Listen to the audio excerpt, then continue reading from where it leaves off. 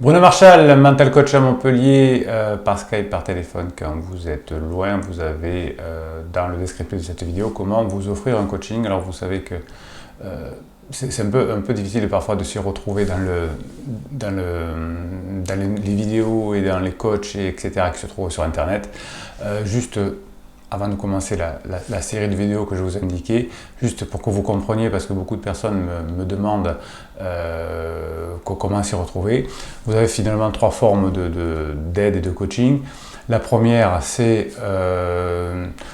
alors ça c'est souvent pour des jeunes youtubeurs, par exemple des jeunes professionnels. Ils vont proposer une question à résoudre, une problématique à résoudre, ils vont vous la proposer. Ils vont mettre ça en prévente. Si vous dites « Ok, ça m'intéresse », eh bien, ils vont vous faire à la place une recherche documentaire qu'on appelle, c'est-à-dire qu'ils vont se pencher sur Internet, sur les bouquins, ceux qui existent, et ils vont passer 10 heures à faire un résumé en 1 heure ou 2, de façon que vous n'ayez pas à faire ce travail-là. Donc ça, c'est la première façon de faire, c'est on vous évite de faire des recherches, on les fait à votre place. La deuxième façon, c'est d'étudier une matière à fond, de se faire certifier en PNL, en équitation éthologique, en tout ce qu'on veut, et ensuite de vous apprendre cette méthode-là, qui va pouvoir vous permettre ensuite de l'utiliser et de reformer d'autres personnes et de rentrer dans vos frais. Donc ça, c'est quand vous voulez apprendre une méthode complète, c'est très intéressant aussi. Alors moi ça je ne sais pas faire, passer 100 ou 200 heures à apprendre quelque chose à quelqu'un avec des exercices répétitifs, etc. Ça je ne sais pas faire, je suis admiratif pour ceux qui savent le faire, et d'ailleurs pour la recherche documentaire je ne suis pas très doué non plus. Ce que je sais faire, c'est plutôt le coaching, c'est-à-dire que en fonction de canards, de moutons à 5 pattes, c'est-à-dire que si on n'y est pas arrivé avec en écoutant des méthodes traditionnelles, eh bien on se retourne un peu vers l'expérience, et ça j'aime bien faire, c'est-à-dire que je vais aller chercher dans mon expérience comment vous aider à résoudre une problématique qui est un peu particulière, et vous savez que notamment dans les couples, eh bien, ça va dépendre de vous, ça dépend de l'autre, ça dépend de la situation, et donc là, par un travail de recherche dans l'expérience et dans ce que j'ai appris aussi, je vais pouvoir vous aider. Ça, je sais faire, voilà. Alors après, vous parlez du pervers narcissique pendant longtemps, ou de la PNL, ou de je ne sais quoi, ça, j'avoue que ce n'est pas mes compétences, et j'admire ceux qui le font. Alors aujourd'hui, bien justement, on va parler juste de mon expérience de coach depuis 1999, et j'ai réfléchi un petit peu. Je voulais vous faire une série de vidéos là-dessus, de répertorier un petit peu tout ce que j'ai pu entendre et qui ont fait que la relation a été abîmée. Et aussi, du coup, parce que c'est souvent l'inverse, ce qui a pu arranger la situation, la relation, puisque vous savez, ce que j'ai cru remarquer, c'est que, surtout en période de crise, la relation devient quelque chose d'un peu comptable, entre guillemets, bien sûr c'est inconscient. C'est-à-dire que chaque fois que vous faites une action négative, un reproche, des choses comme ça, on va le voir dans cette série de vidéos, eh bien vous marquez moins de points, et si vous faites quelque chose de positif, vous allez marquer plus de points. Et dans une période de crise, vous allez être aussi en concurrence avec d'autres choses ou avec d'autres personnes.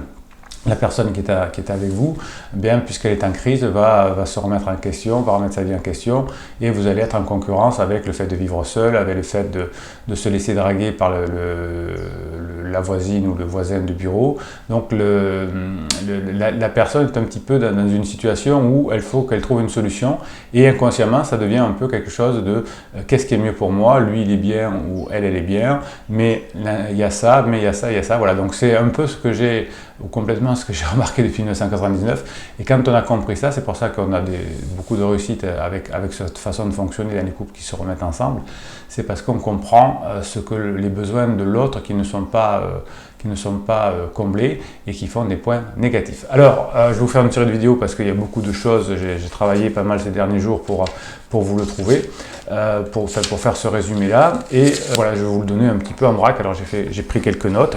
Alors ce qui peut être reproché et qui ferait un moins négatif et qui peut faire un point positif, c'est le soutien. Vous savez que quand on est dans une relation, ce qui est intéressant pour l'autre, c'est de se sentir soutenu. Et quand il vient vous faire part d'une difficulté dans son travail, avec une amie, avec sa famille, etc., il attend avant tout que vous soyez de son côté. Si vous n'êtes pas de son côté, vous allez marquer des points en moins. Alors, est-ce qu'il faut mentir? Non. Est-ce qu'il faut être sans filtre? Non.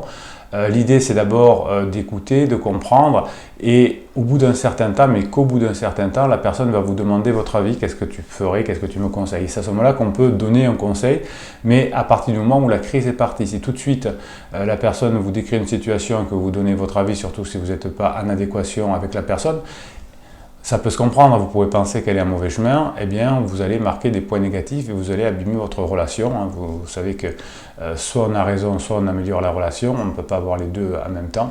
Donc ce manque de soutien va faire que vous allez marquer des points négatifs, et en période de reconquête, c'est-à-dire que quand on me contacte pour essayer d'améliorer la relation dans son couple ou avec son ex, eh bien plus vous allez le soutenir, plus vous allez la soutenir, plus vous allez marquer des points positifs et plus vous allez avoir de chances d'améliorer la situation. Donc ça, le premier point, c'était un soutien. Alors je vais vous en donner un deuxième dans cette vidéo, et puis ensuite je vous donnerai les autres dans la suite des vidéos. Ce deuxième point, c'est la créativité. Souvent, quand on est en période de crise, on pense que son couple, par exemple, ou sa relation de travail est devenue trop routinière, qu'il n'y a pas assez de créativité dans le couple. Eh bien, si vous voulez que votre relation fonctionne, ou si vous voulez avoir votre reconquête, il faut que vous fassiez preuve, en tout cas c'est ce qui fait marquer des points, de créativité. Proposer des choses nouvelles, et si possible qui n'existent pas. Alors, il y a des techniques de créativité, j'avais d'ailleurs fait quelques vidéos sur cette chaîne, vous pourrez les retrouver, pour proposer des idées nouvelles et des actions nouvelles. Et l'idée principale, effectivement, pour avoir de la créativité, c'est de prendre des choses qui marchent dans différents secteurs, et peut-être prendre la meilleure partie de ce qui marche, mélanger avec d'autres choses, et en créer des idées nouvelles, des choses qu'on n'a jamais fait. Donc si vous voulez être en conquête ou améliorer votre couple, la créativité est une arme qui peut fonctionner très bien. Voilà, dans la suite des vidéos, je vais vous donner plein encore de points positifs et de points négatifs, de façon que vous vous y retrouviez dans votre reconquête amoureuse, et qu'ensuite on puisse, pendant le coaching, travailler ensemble. Donc si vous pensez que ce genre de vidéo peut aider des personnes, mettez un pouce en l'air, ça permet à YouTube de le proposer à d'autres personnes. Si vous voulez vous faire plaisir, abonnez-vous à cette chaîne, parce qu'il y a des posts qui sont réservés aux abonnés pratiquement quotidiennement. Et puis vous avez compris que je réponds à vos commentaires, si vous avez des questions, des choses positives, constructives, et on a la chance dans cette chaîne d'avoir beaucoup de choses constructives, eh bien on avance ensemble et je réponds à vos questions. C'était Bruno Marchal et je vous dis à très bientôt.